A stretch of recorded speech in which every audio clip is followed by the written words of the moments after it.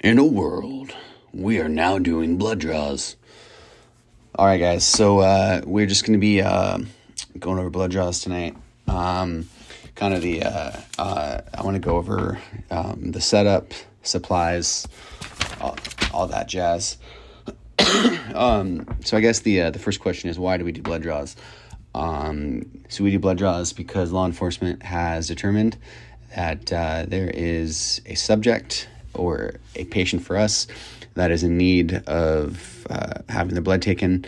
They could have failed field sobriety test. They could have refused field sobriety tests, also known as FSTs. And we just need to come to the site and support law enforcement and get blood. So we can either go into the field or we can go to the jail. Typically go to the jail. I'll talk about it later on, but we will do what's called consent blood draws, and we will also do what's called judge warrant blood draws. So I'm just going to go over the contents of the box. You'll find everything you need, mostly in the box. Also going to talk about 3 additional things that you're going to need. So inside the box, you're going to find everything sealed, everything nice and clean, never been used. Nothing should be open, nothing should be missing. You're going to find small little bubble wrap with the 2 vials. You're going to find bigger bag, syringe, the provided wipe, consent form, and an evidence kind of tag. 3 additional things we're going to need that you have to grab from the ambulance is you have to grab a tourniquet. So you can grab loose tourniquets that we supply. I would recommend using those versus the whole kit, because the whole kit just costs us more money and we can save money. You also need some gauze, 4x4, and Coban. All right, so we're now moving on to kind of the 2 reasons that we do blood draws of consent versus warrant. So the little white and red form you see right there in the middle. So if the suspect does consent to the blood draw, then they fill that out. If not, then we have to get what's known as a judge warrant or subpoena, and a judge will be contacted and he will issue a warrant / subpoena saying, hey, I have determined this person will basically have their blood taken. So that will be read in front of the patient or suspect, in front of EMS. There's no harm in being asked to see that warrant / subpoena. And yep. All right, so you just need to get out all of your supplies, get everything ready, remove your 2 vials. So these are called vacuum tainers. There is actually a vacuum inside. So as soon as the flow of blood, starts, it'll just kind of equalize. And really important, these vials will take as much blood as they need. There's a safety cap and a green cap. Don't do what I just did. There's no need for you to recap. Kind of avoid that. So important, these are not going to flash. There is little white crystals inside that are called coagulant crystals. They're predominantly in calcium.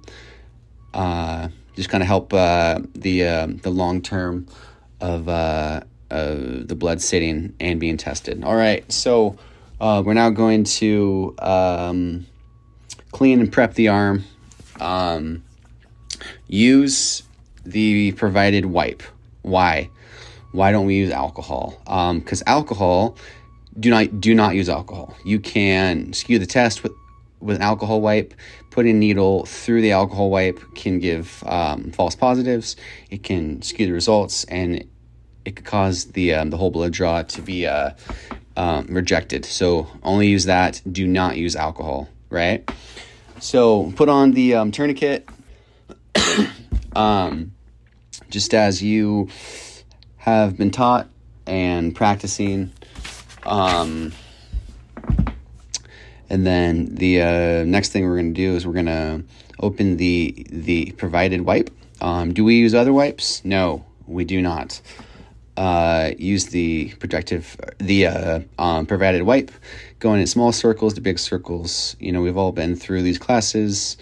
We've all been, taught how to do this. So alcohol is bad. Take your needle, look for a good site. Remember, this will not flash. So if they do not have great veins, you will not know. Support the hub, because there is a metal needle in their arm. Press in. Ooh, magic. There it is. So vial number 1 has equalized. Pass that off to your partner to be gently kind of agitated and shaken. Vial number 2. Put that in. Wow, magic. Wow, there it is. So that equalized. Take that out. Pass that off to your partner. Don't really put it there on the counter. Ooh. Yep, I did. Use the gauze. Support. Stop the blood flow. Use the pink safety cap. Put it down. Not really recommended to put it right next to the patient if you're in the jail, but, just use discretion. Stop the flow of blood. Put on Coban firmly and recommend to the suspect and the jailer to keep that on for half an hour. I just want to show the equalization of these vacuutaners. So they will literally just take whatever they want. No more, no less. If the vacuum is working, then it cannot overfill. It'll just take whatever it wants. So then now we're moving on to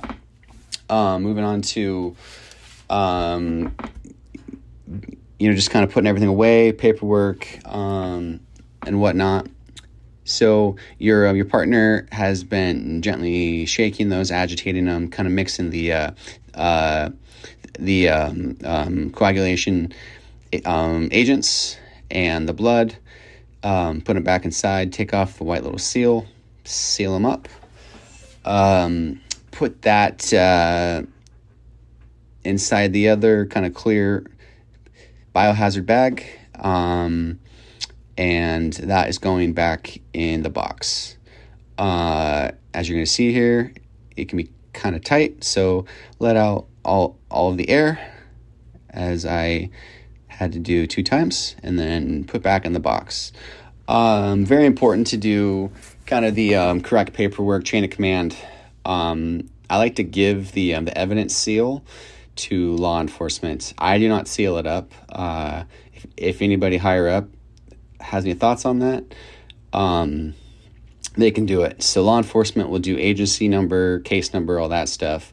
Half the time I do patient name. Sometimes law enforcement does patient name. And then, so obviously, this is a bad man. So Len McCullough is the one that we've taken blood from. So, so just do last name, first name, and then we do our name and agency and job title. So Dan Church, Jim County Fire EMS, and paramedic. For chain of command, so I've been taught to do patient to me and then me to law enforcement and the dates.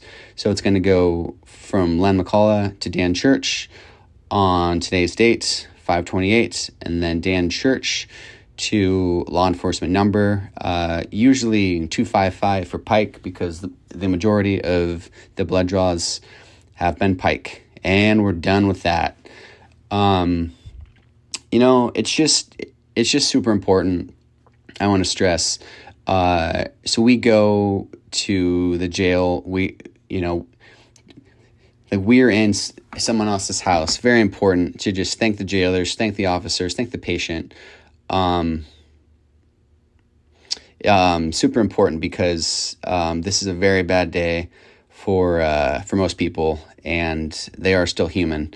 So just, be nice, be kind, be gentle if you can.